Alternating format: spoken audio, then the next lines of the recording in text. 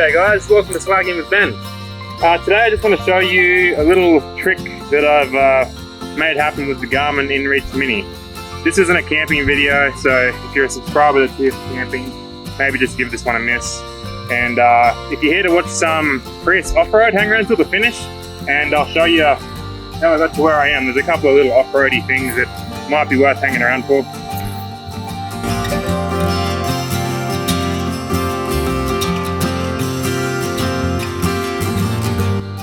So here you can see an old iPhone which doesn't have a SIM card in it, and it's currently on flight mode. It does have Bluetooth turned on, however, and that should hopefully be connected to the InReach down here.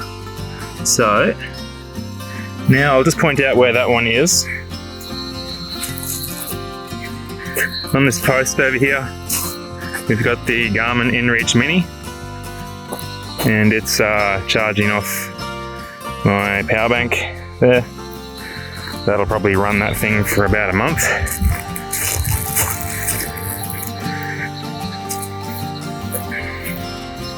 So what I'm going to do here on the iPhone, which only has a Bluetooth connection to the Garmin, is send a message to swaggingwithben@gmail.com, and it's just going to contain end XYZ. Press send on that, and that's going to go over to the Garmin over there on the fence post via Bluetooth and deploy via satellite. Now that's a code that I've written to tell my little bit of software that that is the end of a message that it's receiving, because it's unlikely you're going to get another email with exactly that written in it. So we'll wait for that to send for a moment. These things can take a little while depending on sky conditions.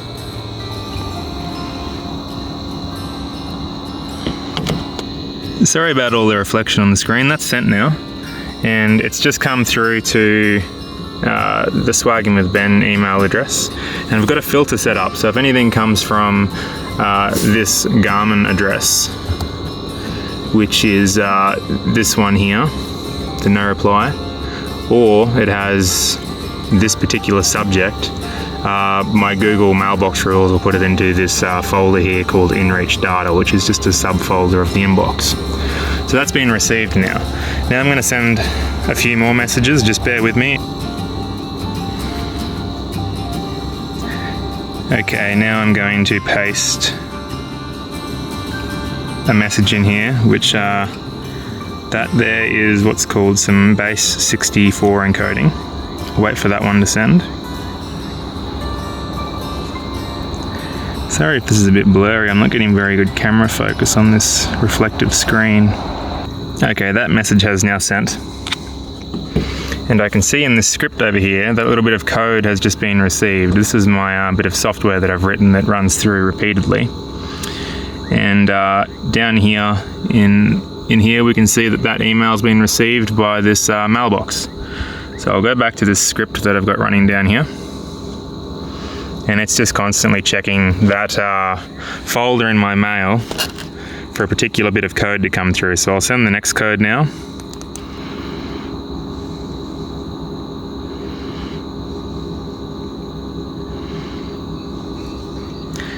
Okay, so I'm sending the second coded message right now.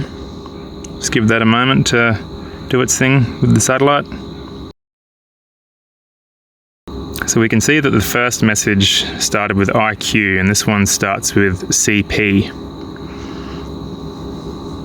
Now over here on the screen, these codes here, you can see IQ, IQ, IQ is all the latest, and now there's CP that's been received. See the first characters of what's appearing on the screen there? Sorry, these screens aren't focusing very well with all the reflections around. Now I just have one more bit of code that I need to send here.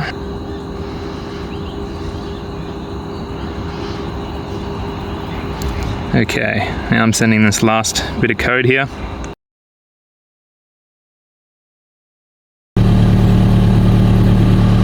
Okay, now that third message has been sent, we should see it come through on this screen in a moment.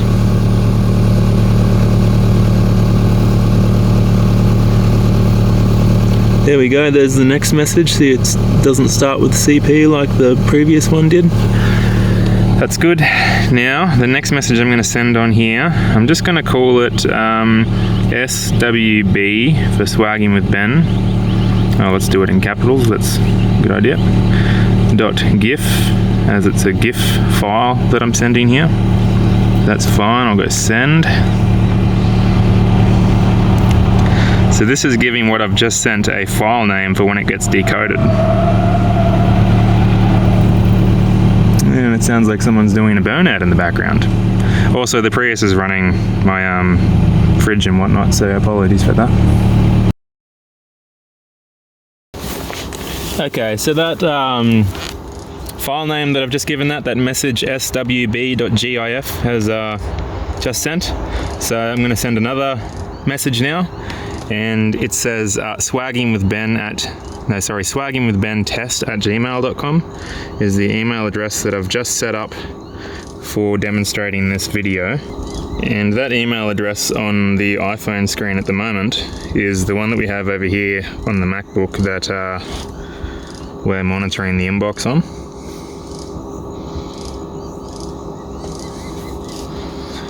So we'll just give this message a little while to go through. Okay, that one's gone through pretty quick. Now I've got one more that I want to send, which is start XYZ.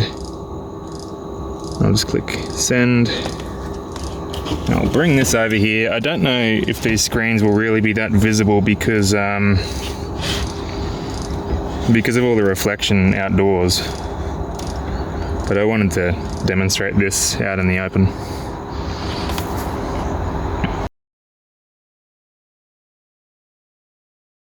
Okay, so the start XYZ message has just gone through.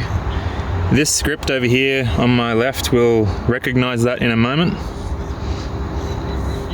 Yep, so it's just recognized that, and it's starting to process all of the messages that I've just sent through to this machine on the left. And if we keep an eye on this machine on the right, both of these laptops are on a wireless 4G hotspot, and this phone is just connected to the Garmin InReach. So it could be, for all intents and purposes, this iPhone and the Garmin could be on the other side of the world. So this script takes a little while to run through once it's received this start message here. But it's currently working away, reading all of the messages that I've just sent it in a particular order. I can see that the script here on the left has read the start message. It's read the first bit of base 64 encoding, the second bit that I sent through, and the third bit that I sent through. And now it's read the end. It also read, up the top, it read the Swagging with Ben email address and the file name that I've given it. And now all of this here is it decoding that and sending an email, which over here we can see that we've just received an email on this mailbox. Sorry, the Prius just started again. I hope you can still hear me okay. So we can see over here from Swagging with Ben, we've got an email with the subject swb.gif and it says please see attachment, which ordinarily you would think is dodgy, and we can see a little hint of what it is here. And I'll just click on that, and it's very tiny because it's only a very small file that I've just sent, but I'll bring that a bit closer to the screen. And that is a image file. Sorry, I'll just try and get that a bit clearer.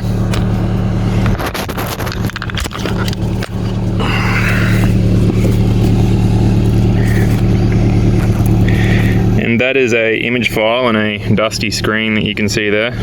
Sorry, this is super reflective. It's not very easy to see in the outdoors. That's the image that I've just sent with the codes. That's the image that I've just sent with the codes that we sent through from the iPhone via the Garmin. And it has named that file swb.gif, and it sent it through to... Man, why is that screen gone so dark? Might help, hey?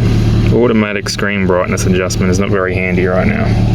Yeah, so that's the file that we just sent, and with the name that we gave it, and we sent it from a phone via a satellite connection. Now, if you don't know much about a Garmin InReach Mini, you might be wondering why all this code here matters. What's so fancy about it? All you've done is send a tiny little icon of a picture.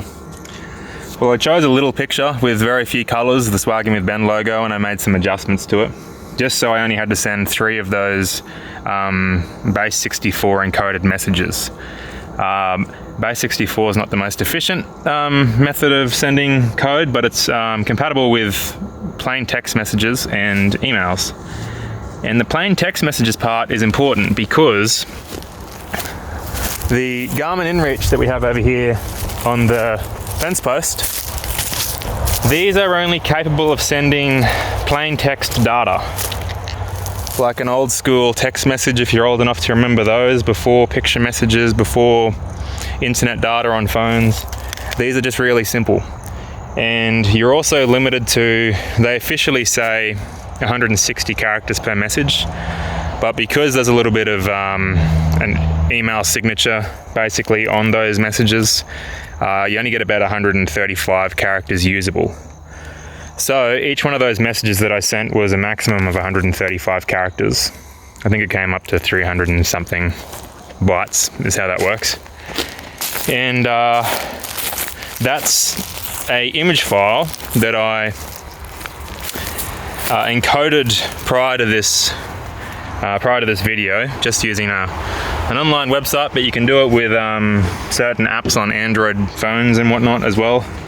So you don't need internet to do any of this. Although the device that's obviously receiving the or monitoring the Gmail inbox obviously needs internet.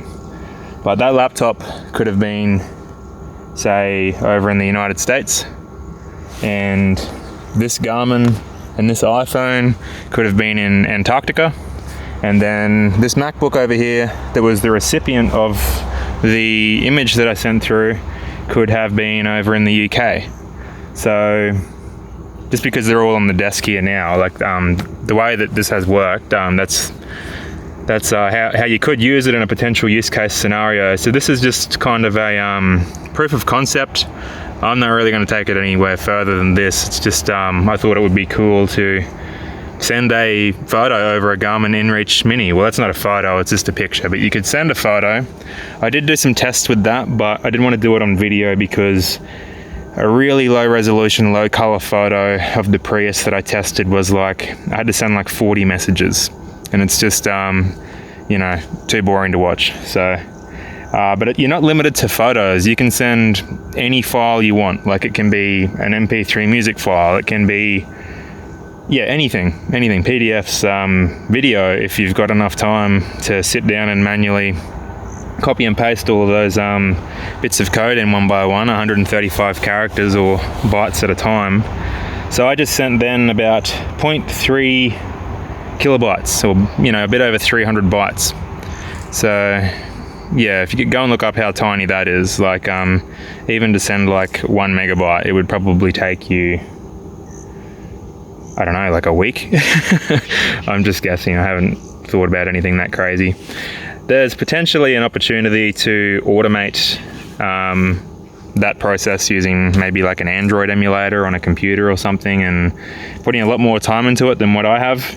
But I've already spent like tens of hours just getting that code to that point. I'm going to put this code up on our newly started Patreon if anybody would like to access this code and have a play around with it, maybe modify it or improve it, or take it the next step.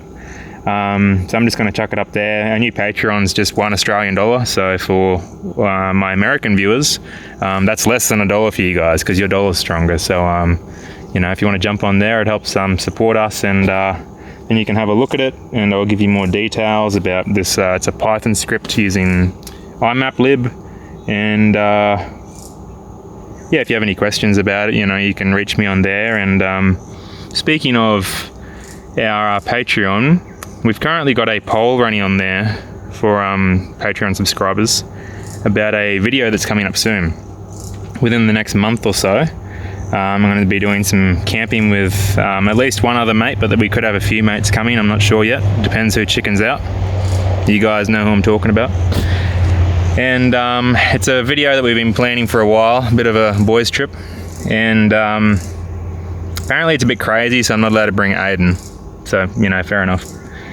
And we're going to get some takeaway curry, and the poll is how spicy should the curry be. So we've got a couple of options there, and if you'd like to have your say in regards to whether we torture ourselves or, well, I torture them and myself with extremely spicy vindaloo or a much milder option, you can jump on there and have your say, and have a laugh when we're all crying. And I won't spoil the video too much, but jump on the Patreon and have a look if it's something you might be interested in, and help support the channel a little bit. Really appreciate it, because all these videos cost time and money, so it's nice to, you know, make it a bit easier, I guess.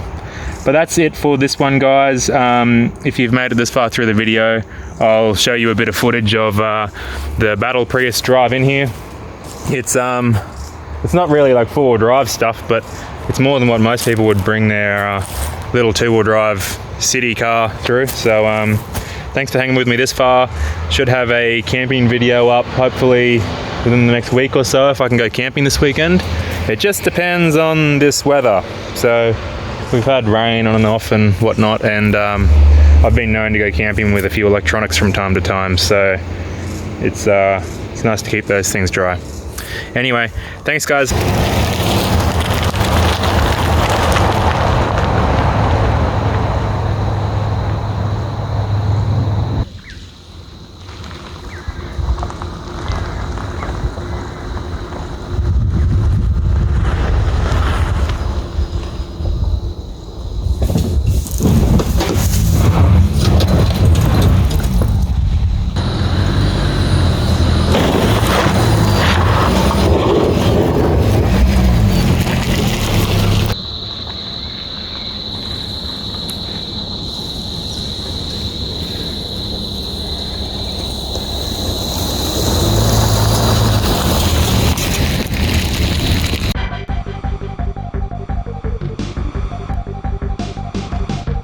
Damn it.